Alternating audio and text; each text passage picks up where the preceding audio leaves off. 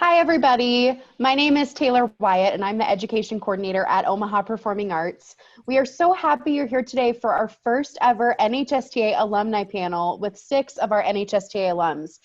We're so happy to have so many of you here for the panel, but we can't wait until we can welcome you back to the Holland Performing Arts Center and the Orpheum Theater. So to get started with our panel today, I'm going to have each of our 6 alums go around and introduce themselves. Their name, where they went to high school, where they went to college, when they were in NHSTA, and just a little bit about their path after high school. So, Drew, why don't we start with you? Awesome.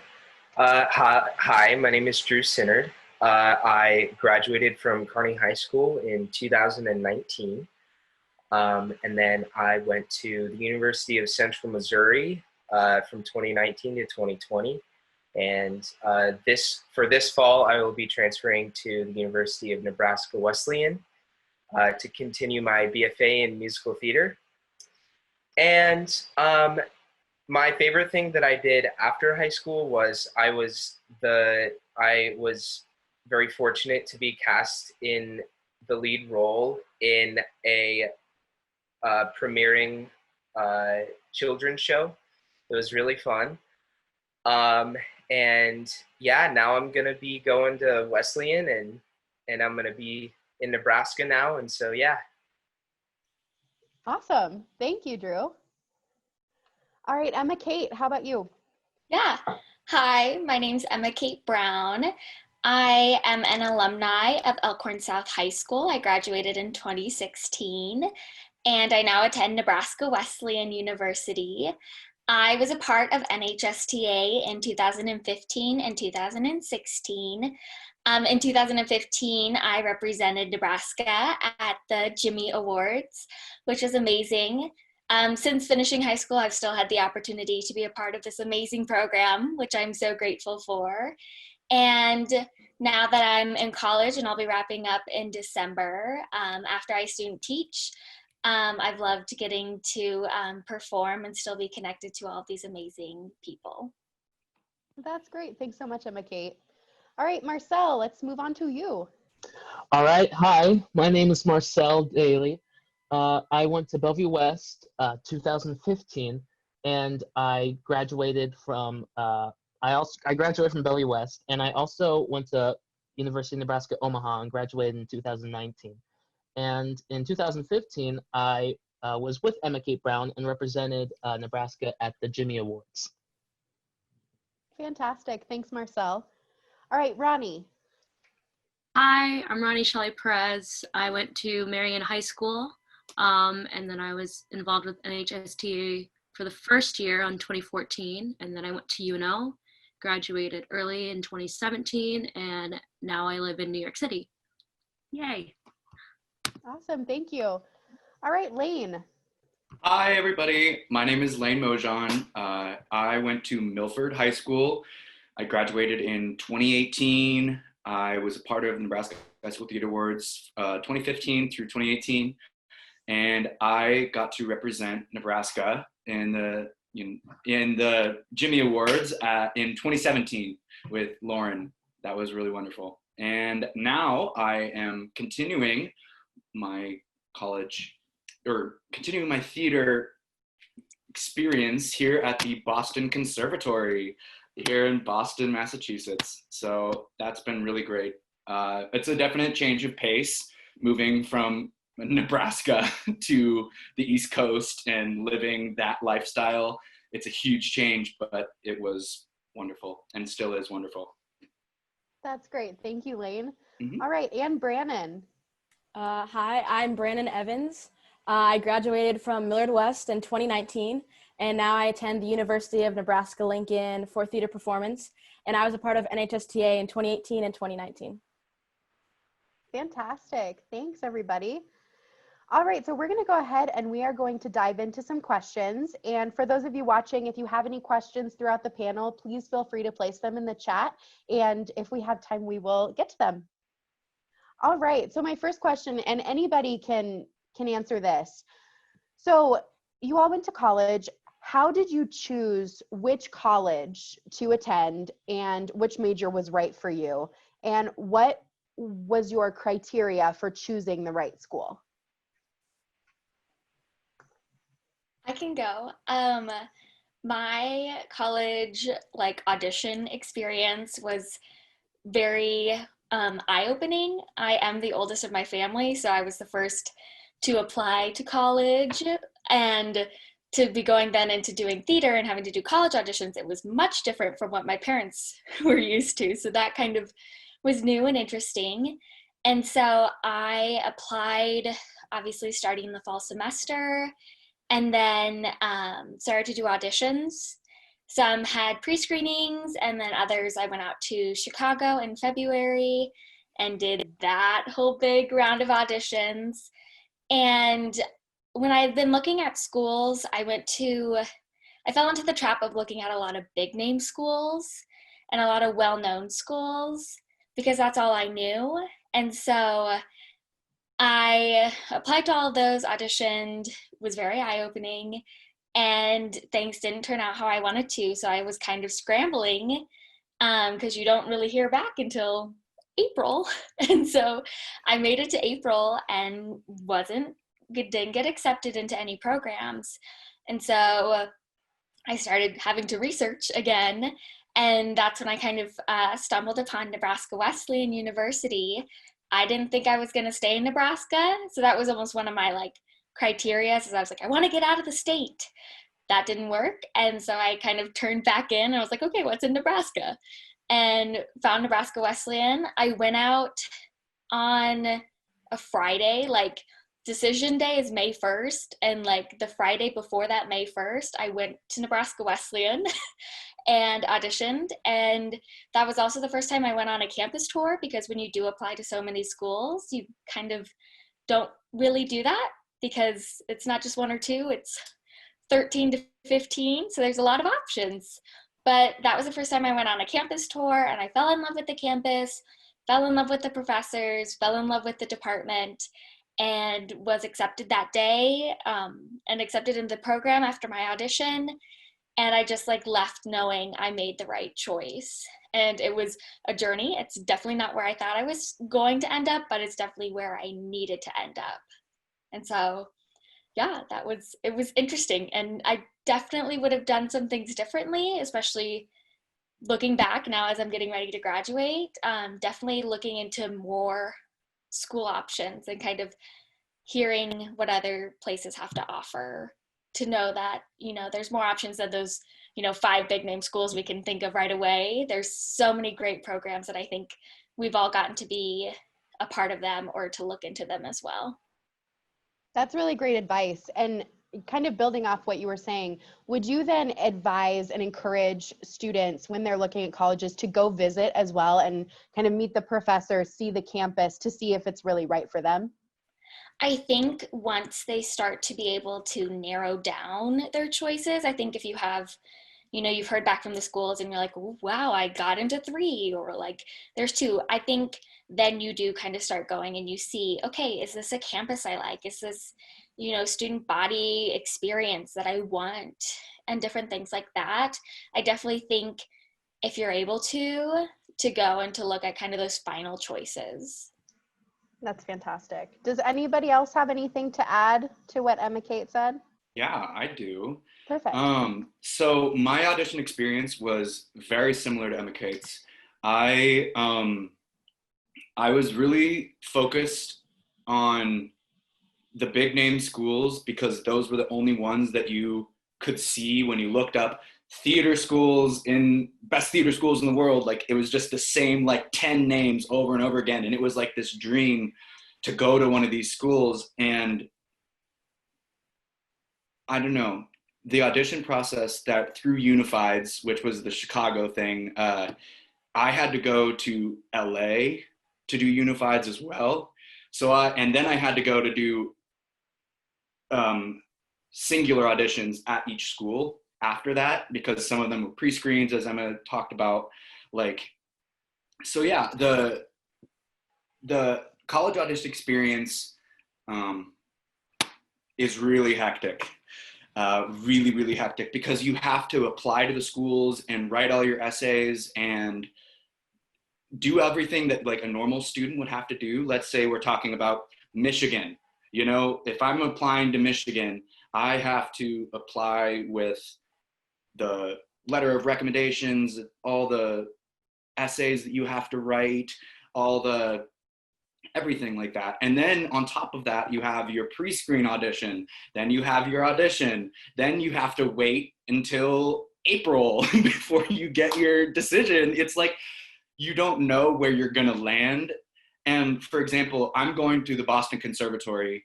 I hadn't visited this campus once.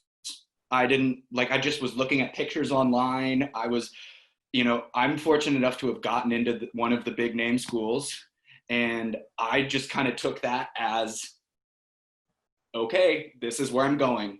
I don't even know what it looks like, but this is where I'm going. So I thought that was kind of interesting. But yeah, no, I can definitely relate a lot with Emma K. Brown's experience auditioning for colleges.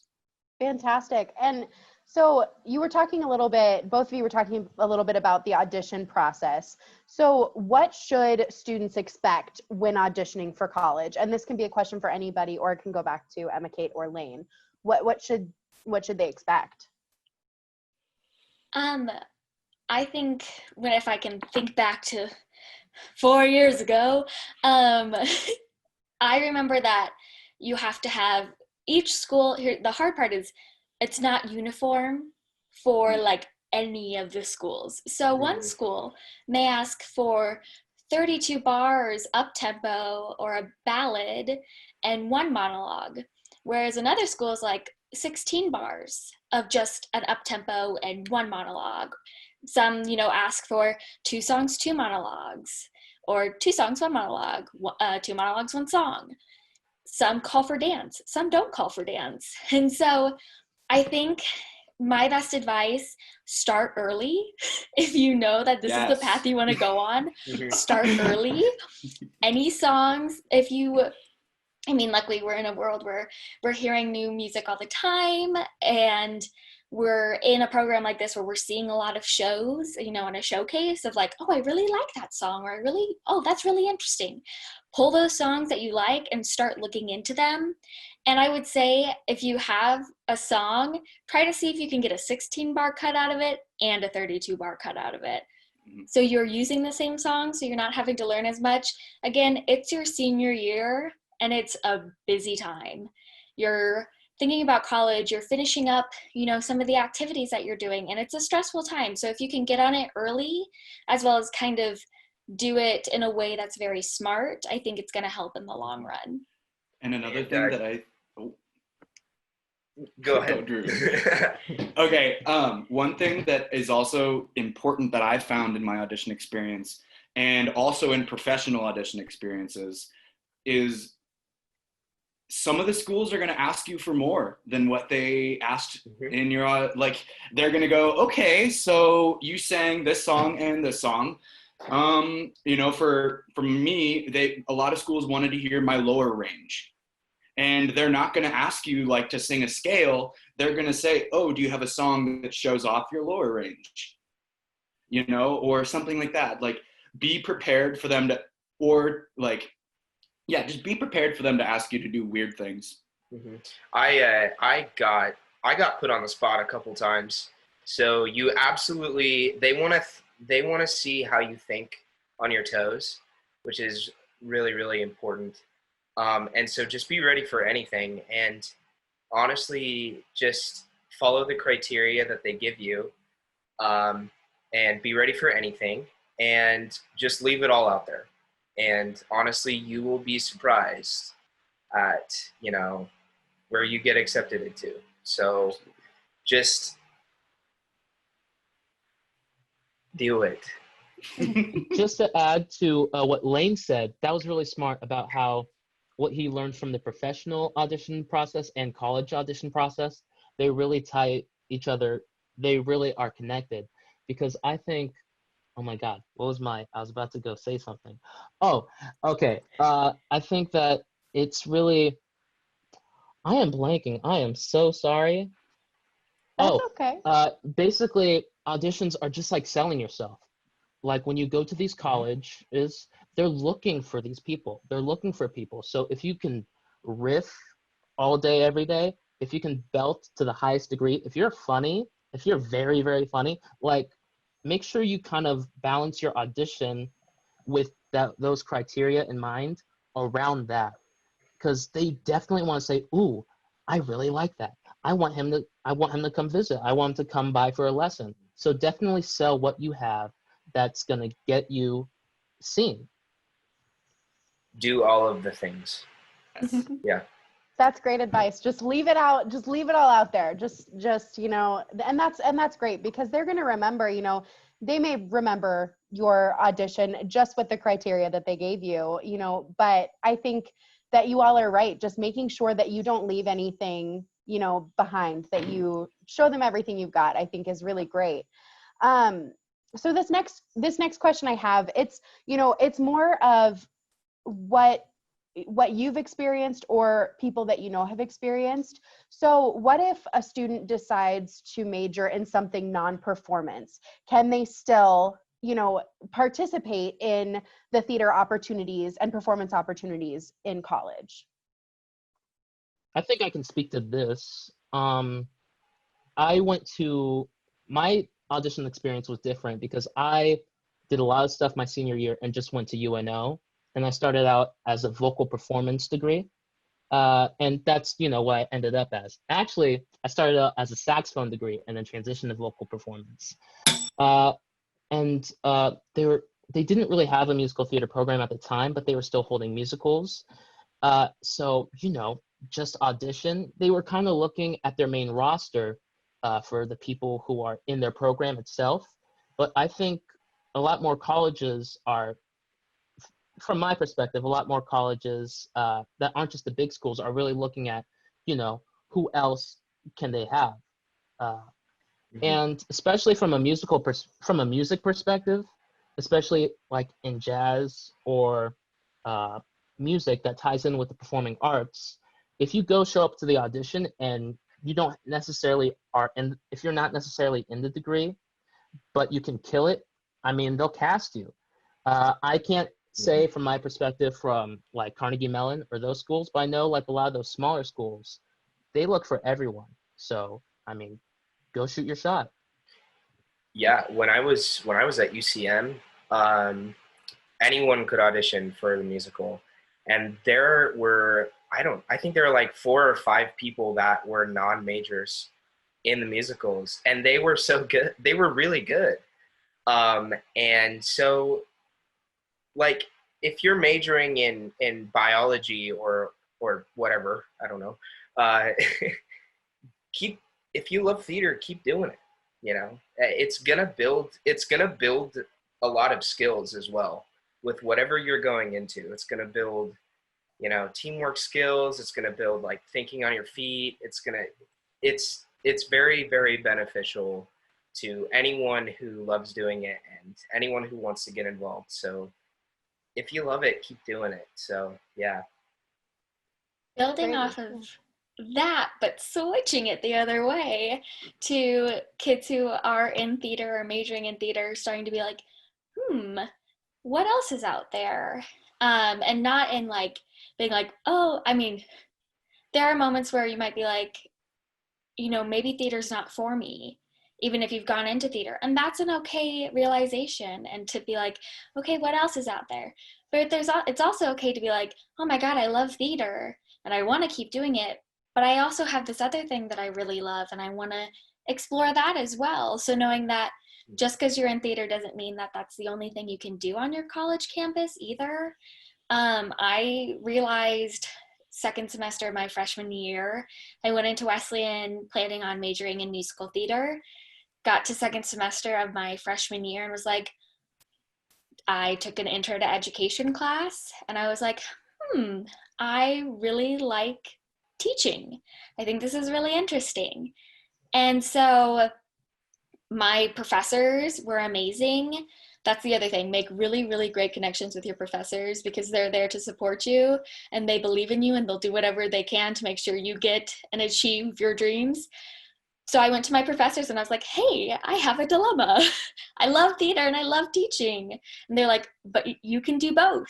And I hadn't thought of that. And I think when we go to college for theater, we're like, that's the only thing we can do. But I know so many people who are theater, and I do actually know someone who's doing chemistry. I know a lot of people who do theater that do business.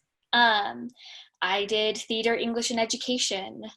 It did make me go into 5 years, but it's okay. It's okay. It's finding that, it's okay. I know we also hear these things of like, what's your plan B as someone who's doing theater? That's not what it means to go look at something else and get a degree in another thing. It's plan A and plan A because you love them both. Sure. So it's okay being like, oh my God, I love theater. That's the only thing I can do. Getting to college and being like, dang, I like these other things too. So go for everything. It goes both ways. Theater people adding more things and someone who's non-major adding theater. So I think that this is all really great advice. And, it's really great for students to hear if they're not pursuing performance as their major. And so if someone is going into, say, business or chemistry, biology, and the university doesn't offer, a musical theater minor, should they pursue theater? Should they pursue a music minor? What do you all think? I know for me, so like at Lincoln, you have to be either a vocal performance major or a theater major to have a musical theater minor. So I have some friends who like want to do theater, but they're not in those majors. Like I have a friend who's an environmental studies major, but he still loves performing. And so he like still auditions for shows. You don't have to be a certain major to audition for shows. There's also like community theater that they perform in, or like even just like getting together with some friends and like finding a script you like and doing that, or like getting a group of people together and like doing songs together or seeing shows. I mean, the lead in with the Orpheum. I know for me, that's what a lot of my friends have been doing. That's great. All right. So all of you I know are doing 1,000 things in school. We were talking about this a little bit before. You're in school, you are trying to manage a social life, performing, maybe have a job, all of these things. So how do you balance all that? What is your advice for somebody to balance all of those things? It's very, I will be completely honest. It is very difficult at first. You're gonna struggle a little bit and you're gonna fail, and that's okay, because when you fail, you learn. And you will eventually get into a rhythm of things, and keeping a schedule, like writing down what you have to do, is so helpful. Like, get on that as fast as you can, because my first couple months of college, I did not do that. And it was, it was bad. It was not good. So keeping a schedule is really, really, really helpful, for sure. Yeah.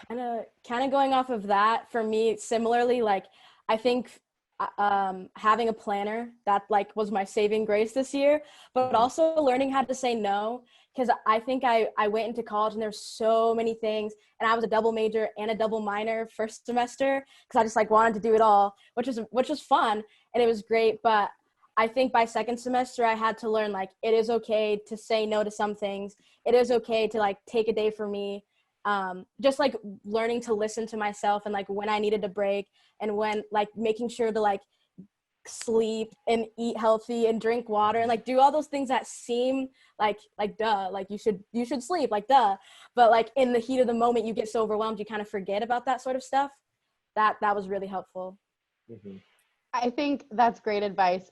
Seeing everybody for all of you, when you said learn how to say no, and everybody at the same time just yes, learn how to do that. That's really important. And I think, that's not going to get any easier, while you're in high school, or you go to college, or whatever your life path is, and even beyond. That is something to keep in mind. So Brandon, I'm really glad that you brought that up. And Drew, keeping a schedule, that's so important. And it's things that everybody needs to practice. And so I think that's so great. And so for those of you who went out of state for college or moved away to a different city, how did you cope with missing your family and friends while trying to balance all of the things like school and a job and performing? How did you cope with that without, being a little homesick? Or, I mean, that's going to come, but how did you cope with that? Well, I guess for me, it was a lot of realizing that this is a new chapter in your life, and kind of being faced with, okay, whether you can be stuck in, I called it stuck in Nebraska, like in your head and your thoughts and how you think and the way you do things and the way you treat people and look, or there's also, and then when you move away from Nebraska, it's just, you're out of Nebraska. So there's two, like Nebraska's very one way, out of Nebraska is a very another way. And I think if you tell yourself, okay, this is a new chapter in my life. This is new to me. This is new to other people around me. This is new to everyone. I think that helped me really get through, was just saying that, you know what, no, this is the new chapter in my life, and it's going to be weird. It's going to be difficult. It's going to be awkward, but you do find your place. You do find your place. Mm-hmm. That's great. Does anybody else have anything to add to that? It is hard at first, yes. Snowballing off of that, it is very hard at first, but I mean, thank God for technology and you can FaceTime your friends, but also I've found my closest friends literally at auditions in New York. So all of my best friends in New York I've met through just like trying to get into the theater community. So it gets better, everyone. It does. Interestingly enough, for me, is I missed Nebraska too much. I got too homesick, and that's okay. If you really, really, really miss your family, to the point where it's really bothering you, it's okay to move back. That's what I did. And I also had grandparents who couldn't drive 6 hours to come see my shows. And that was the hardest part for me. And so going back to like choosing your college is also a big part of it, is how far away do you want to be from home, and for me, even like 6 hours away was too much for me. And so I decided to go to Wesleyan, and it's okay. It's okay if you want to be close to home. So yeah, that's kind of my thing on that. But it might be a little bit different than all of yours, but just wanted to give something different. I don't know. No, that's great. That's great advice, because, as Lane said, you just kind of fall into your place. And even if you do, it's, but you're still missing home and still missing family and friends. It's okay to go back and to, try something different, try a change of scenery, being back with family and friends and seeing if that's, if that's what needed to happen, or maybe that school just wasn't right for you, or things like that. So I think all of this advice is really great because, no student is going to have the same experience. So that's why we're so happy that all of you are here to share in your different experiences that you've had and the paths that you've had. So thank you again. Going on a little bit and moving out of the college topic just a little bit, and I would really love if Ronnie could answer this question, and then anybody else is able to too. But in terms of New York and everything, what are professional theater auditions like? just outside of college and outside of Nebraska, outside of the Midwest? What are those like? I feel like people hype it to be overwhelming, and they're not. They're really not, because you go in and it is a very, for the experiences that I've been, because they want to find what they're looking for, so they're pretty accepting, and they're like, hey, Ronnie, Shelley, like, what are you singing for us today? Like, it's a very, very nice and calm environment, and if you take it that way and be like, yeah, I'm here to give you, like, the best of me, it's fun. Like, auditioning is kind of fun. Like, yeah, you only have like 30 seconds, but you go in and you're like, okay, yeah, I've been like preparing for this, like, and then they'll like talk with you too sometimes.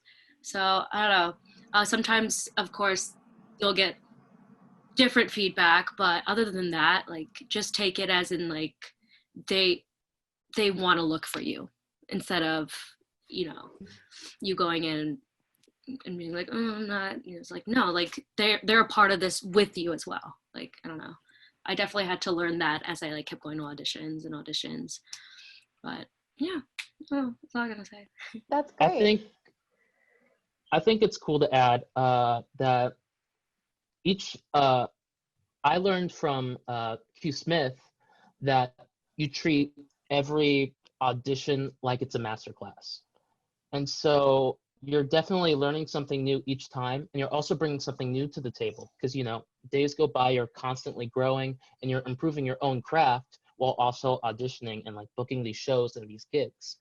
And you really need to, even if you nail it out of the park, or if you have the worst audition ever, once you go out, just take a breath and just realize, like, it's such an amazing opportunity to go perform, or go like take it as a performing moment every time you audition.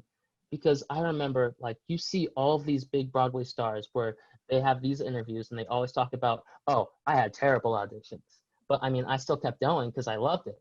We're all gonna have those days where our throat's not feeling it, or we have just our body's not really 100%.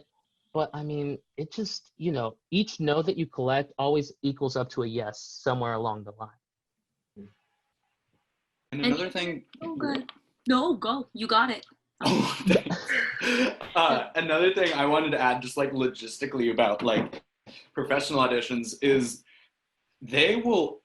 it just depends on the team for who you're auditioning for, on how they do their auditions. Because I've had some auditions where they're very similar to Shelley's experience. Like, they're super, super, super with you with the experience.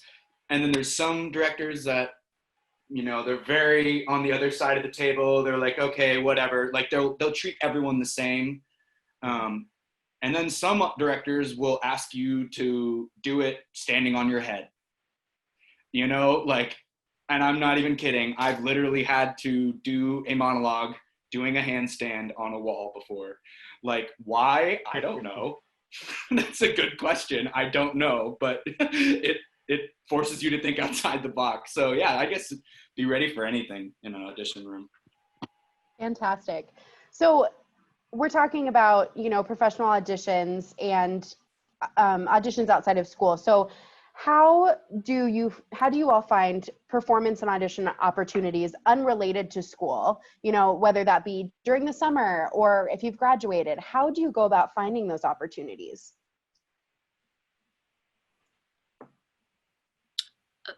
Playbill.com. Yeah. BroadwayWorld.com. ActorsAccess.com. Backstage. Backstage. I like to look at Backstage. Also, keep up with the connections you've made through, college, and even on the auditions, because like some of those people will like, ask you to work on a project with them, like over the summer. There have been times. Oh no, Marcel, it's no, go, you go. Okay. Go, tap in. Adding to that. All right. A lot of those auditions happen to be word of mouth. So definitely what Ronnie was saying about the connections, like the more people the more opportunities are available. Mm-hmm. Mm-hmm. I had this one opportunity where I went in for a musical, didn't book that, but that casting director was like, have you ever done film? And so she got me an opportunity in that realm. So like, again, just like take an audition, like, oh, I'm just gonna perform, this is gonna be so fun, because you've been singing all your life, and then you don't know what's gonna come back at you. Like, make connections. Yeah. And keep those connections, because you never know when someone would ask you to do something or ask you to audition for something. That's another really good way to get auditions, is to keep those connections. Yeah. And with those connections, finding ways to connect on social media. I know we listed a lot of websites. Facebook, I see many of things come through Facebook. That's another way also to like pages. And even on other social medias, find playbill.com, Broadway World, Backstage, Actors Access. Liking those pages also then brings them up on your feed, which we're on 24/7 because of our phones. And it's right there. So if you're like, oh, what if I forget to Google that, or like look up the website, get it on your social media. Follow people that you're making connections with on social media, because you're going to find a lot of things through that. The other thing that I've had when it comes to Omaha is the Theater Arts Guild. For me, I happen to be like, Google auditions in Omaha, and then boop, pop right up. And then I looked through that, as well as finding other options around Nebraska as well. Awesome. Google is nice too. No, I was gonna say Google's nice too, because there were days where I was bored and I was like, I want to audition. So I typed in summer stock auditions, and I just went through that for a good hour. I found so many auditions that are all around the nation, but also you can do video submissions, just send in stuff. It's especially in the time now with the pandemic, there's just so many theaters in the future are looking ahead. It's we're not doing anything right now, but we're going to look at some video submissions. And I know Freeform had a audition call the other day, a few weeks ago, stuff like that. There's a lot of things that you can find if you thoroughly do the research and then just put the time in. Piggybacking off of that, there are so many groups out there, because when I'm in New York, I was just I just speaking from a POC point of view, I was just where are all my Filipino American performers at? And there is a group. I did the research, there is a group, and I decided to contact the organizer, and now I'm a part of that group. It's the same with LGBTQ. I'm also a part of that. There are groups out there, and there will always be audition calls looking for this and that. And then so there are so many options out there. If That's anyone, your family, take that and run. Absolutely, Marcel. This is such great advice. And, speaking about auditions and, professional theater, as young adults entering the world of professional theater at this time, especially, what have you all found to be the biggest obstacle?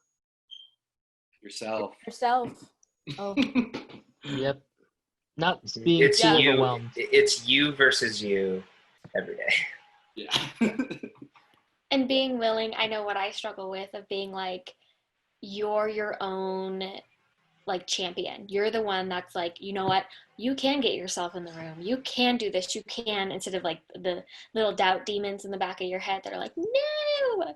It's being no, you know what, I'm going to go market myself. I'm going to go fight for what I want. And so I definitely think that right now, especially with, everything going on, I know sometimes in my head, I'm well, why aren't you doing all these theater things that you could be doing? Or why aren't you working on this or that? But being you know what, I'm going to do what I need to do, champion myself that way, and find other ways that I know I can do the arts right now.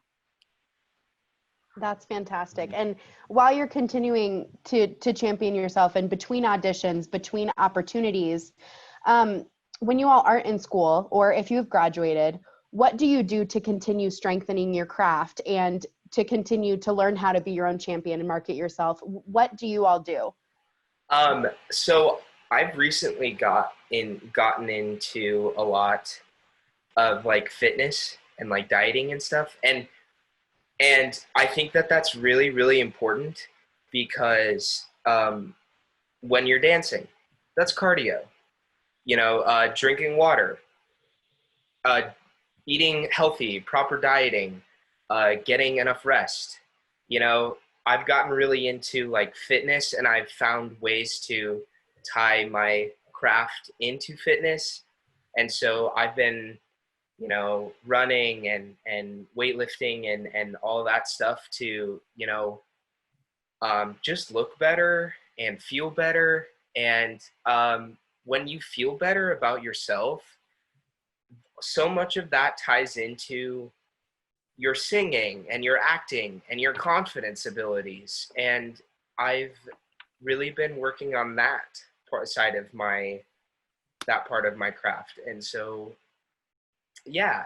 And as well as, still singing and still acting and reading plays and all that stuff. And watching, there's so many bootlegs of musicals online that you can watch. You should definitely do that. So yeah, that's what I've been kind of doing to keep going through all this. So I'd say, who's going? Go. You guys go. Brandon, go. Okay. I was just going to say, similarly, I also have been working out a lot. It right now just feels like the only thing I have like control over. So I've just been like going on walks. Also, me and my friend, we've been making, every week we'll pick 2 albums and 2 plays from different time periods. And we've been like reading them and listening to them. And if there's like a full production of them, watching them, and then like rating and talking about it. I've also been finding like a lot of like documentaries about like different like playwrights or lyricists, and like watching those, which is kind of nerdy, but it's really cool, like understanding like the behind the scenes of like the lyrics and songs and stuff. That's fantastic advice. So as you all have grown as people and performers, have your goals and aspirations changed in terms of what you want out of theater? And if they have, how so?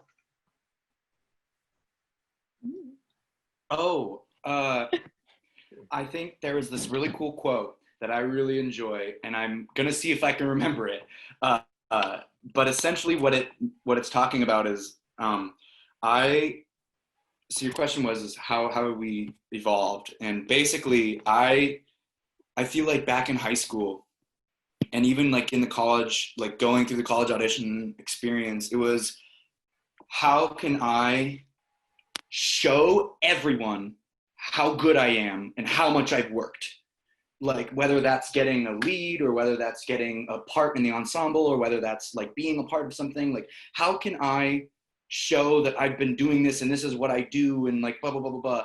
And that immediately changes as soon as I went to school. And I found that theater is a lot more for me than it is for the audience sometimes. And it's like, enjoy yourself in theater, not in enjoy, yeah, whatever. Basically, that's what the quote is talking about. I can't remember the quote, but that's what the quote is talking about, is like enjoying yourself within the theater experience and not worrying so much about what the product is, and finding solace and a sense of groundedness within performance was something that was new to me and has definitely changed. I know. That's true. Go, Emma. Okay. I know for me, like if I were to think back onto high school and going that process of college auditioning and stuff like that, thinking like, oh, I've got this. Like, I know what I need to know, yada, yada, yada.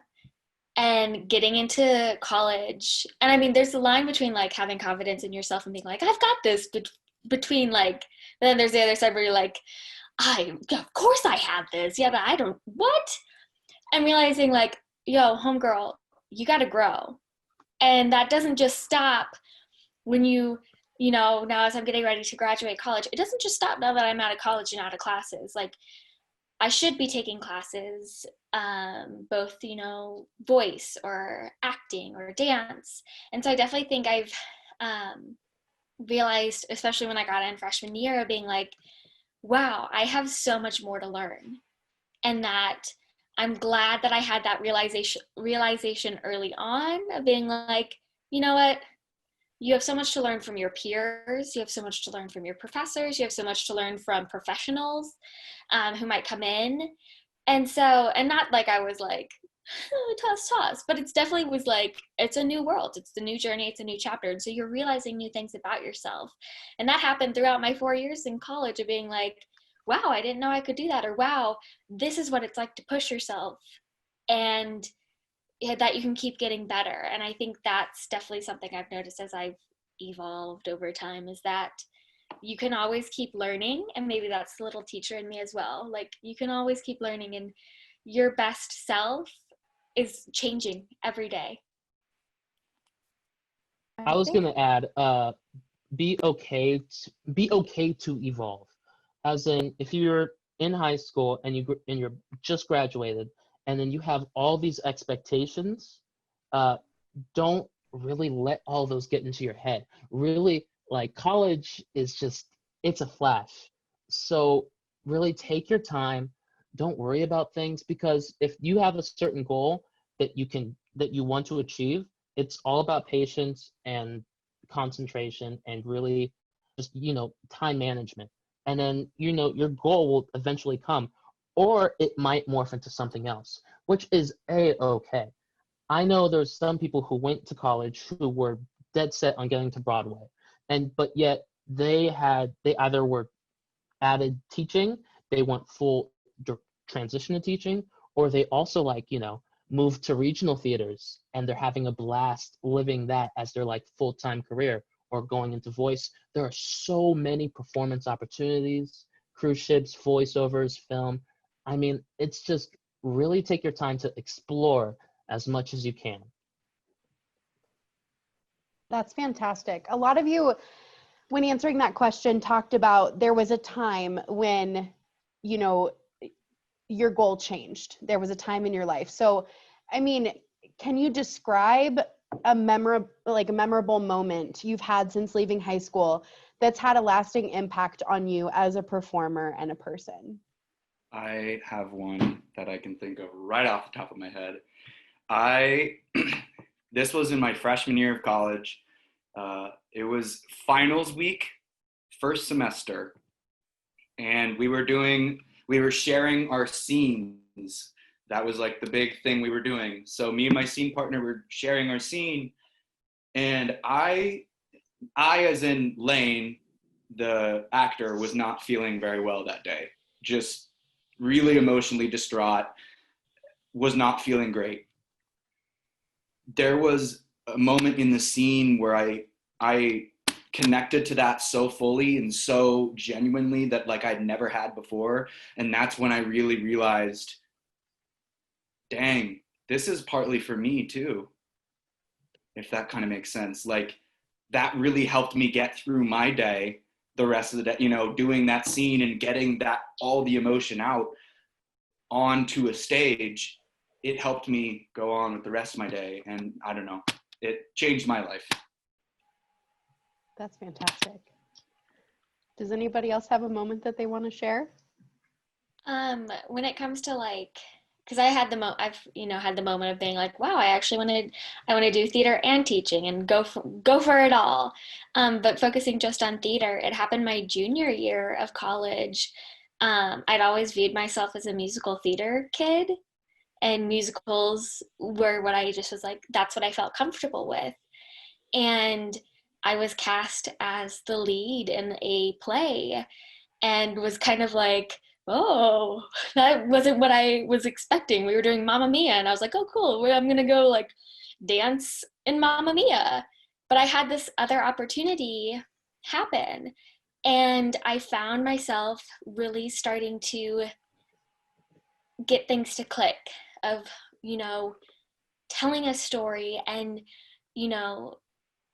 being that character and fighting for that character, in the show. And learning what I do as an actor in those type of roles.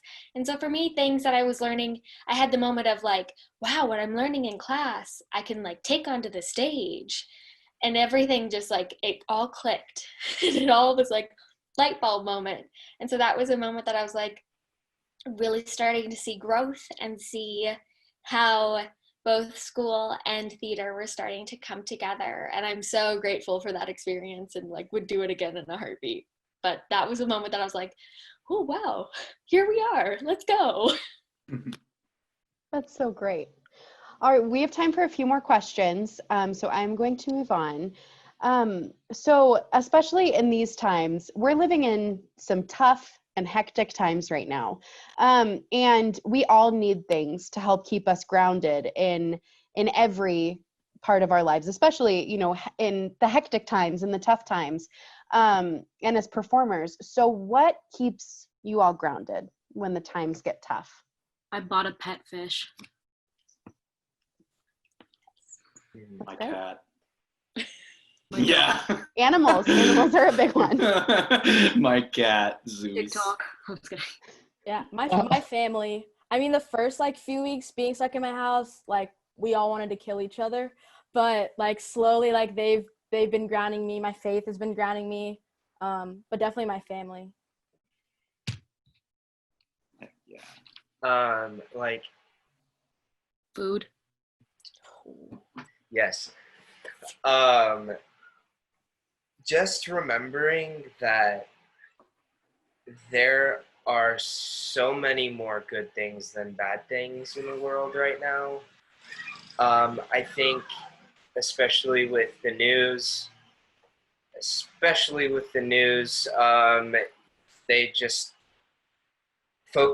they just report, these horrible tragedies. I'm just like, oh, but then I just remember that there are so many good people out there, and that there are so many friends, and I don't know what I'm trying to say. I really don't know. But just remembering that, just find the things that make you happy and just do it. That's what's kept me grounded, and it's definitely been, theater and family and all that stuff. And talking to you guys has been fantastic, and I don't know, it's definitely made my week. And so just doing stuff that makes you happy is keeping me grounded right now, especially. I think to add to that, real quick, especially with everything in the news that's going on, I can definitely relate. We all can. But I think, like with the social media, definitely find like positive like accounts or puppy accounts or all these things. Yes. And that, you should really, and you can see all of like your news feed filtering out, and you can get all of these good things. And it's always going to keep you motivated. Like there's like a Broadway belting account, and I just share that as much as I can. Like Sierra, who was in Frozen, was just belting off top of her lungs, and it made my day, and wanted me to like keep going and just, find those positive things and feed and maneuver it into your life and into your social media. That's fantastic. What incredible advice for students, especially, these are tough times today, especially for, students who are seniors in high school right now that are watching this. It's such a big transition, and, helping them find things that could, that could keep them grounded during this time. It's so great. So I wanted to throw in a question specific to NHSTA into the panel. We've got time for a couple more. But I wanted to know, how did your participation in the Nebraska High School Theater Academy help with your performance skills or your people skills, in college and beyond? You guys, honestly, without you guys, I I don't know if I would be doing theater still. Me too. Yeah. I'm serious. Like, you guys have taught me so much about the real world and about and of course theater, but just also, like how to be a good person, especially. And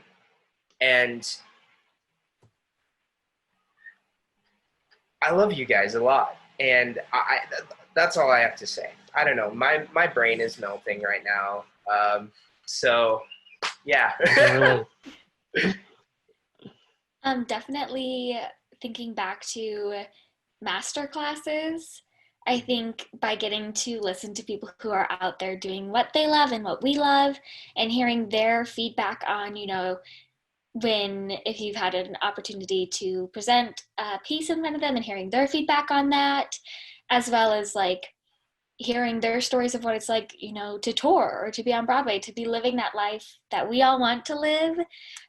Taking that feedback as well as that information and being like, okay, how can I use that to shape the journey I'm on?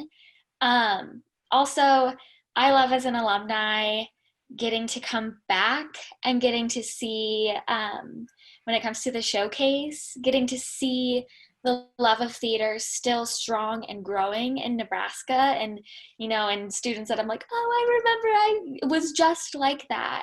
So to kind of take that love that students have now and to it, like, I always remember going to the showcase and leaving and being like, yes, this is theater. I love theater. Just renews that love in me for theater. Mm-hmm. Yep. I feel like a little seed was planted, and when I first started participating, and I've just been so inspired by the different opportunities that I had, but also with the different people that they connected me with, and like seeing like what other people are doing and then seeing what I'm doing. Like, I feel like we build off each other, and like this is what connected us all. And I guess for me, I came from Milford, which is middle of nowhere, middle of the state, like not a huge theater community at all whatsoever, and especially as a guy in theater, that was different. That was, I kind of felt like alone in the farm community. But then as soon as I got to NHSTA, it was like, oh my gosh, there's a whole state worth of people that love doing what I'm doing too. And it's so inspiring. And that was a moment that I will always treasure and never forget, was my sophomore year showcase, being in the ensemble, doing the lead medley, and finally experiencing what real theater is for the first time.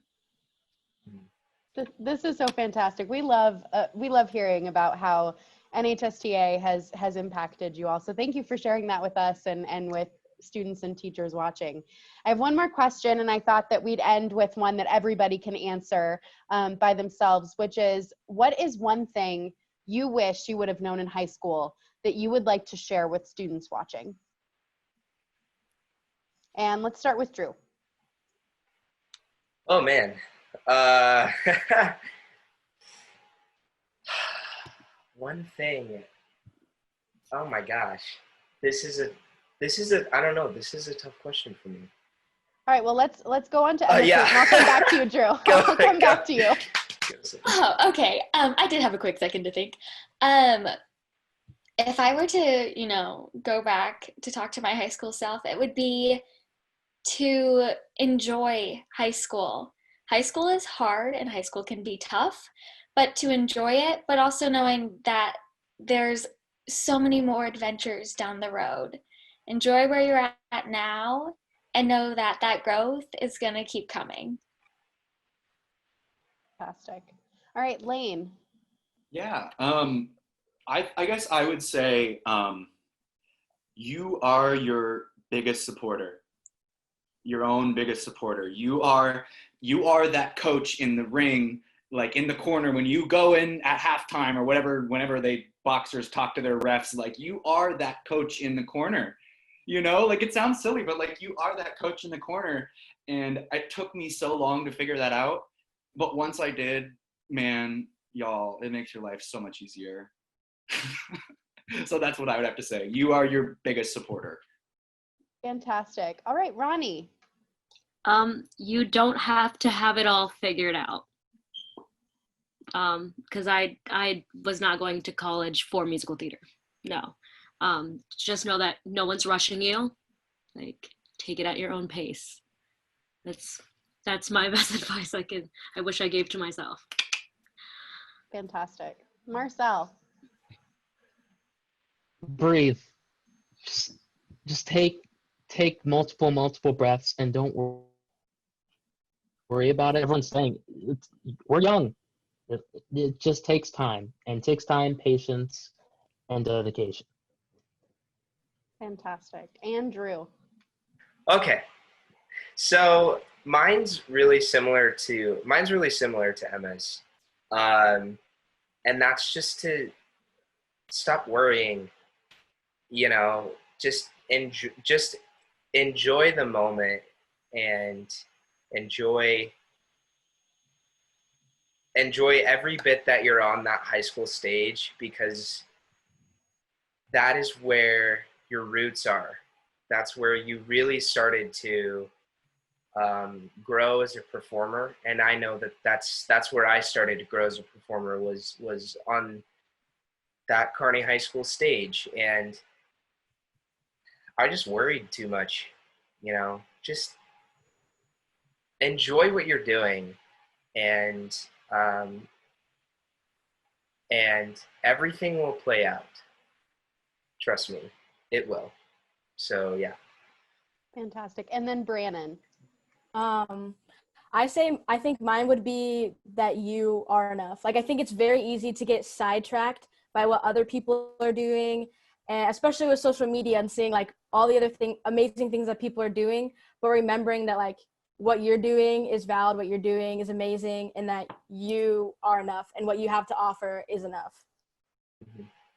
Such fantastic advice to leave our students watching with. Thank you all so much. And thank you so much for being a part of our first panel. The advice that you gave and the answers that you gave are fantastic, and it's going to be so great for students to watch now and to continue to watch in the future. And thank you all so much for tuning into our first alumni panel today. Also, for any alumni or soon-to-be alumni watching, keep an eye out for more upcoming alumni opportunities happening soon. And remember, the show will go on. This is only an interlude. I and everyone at Omaha Performing Arts look forward to seeing everyone very soon.